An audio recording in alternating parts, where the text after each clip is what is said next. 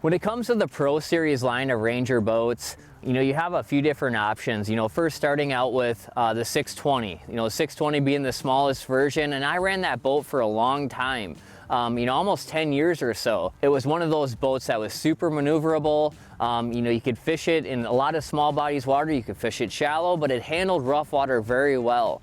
But as actually Mercury had come along with their engine program, we started getting these 400 horsepower engines, and that's when I started graduating to the 621. And now with this V10 400, it's made this boat almost a 70-mile-an-hour boat. And so the reason why I choose the 621 is it kind of has the best of both worlds. But what we do a lot, traveling the country in tournaments, I kind of want a boat that's the best of both worlds. It's small enough, that can maneuver it, but at the end of the day, the 21 is probably one of the fastest ones. And let's face it, who doesn't like going fast?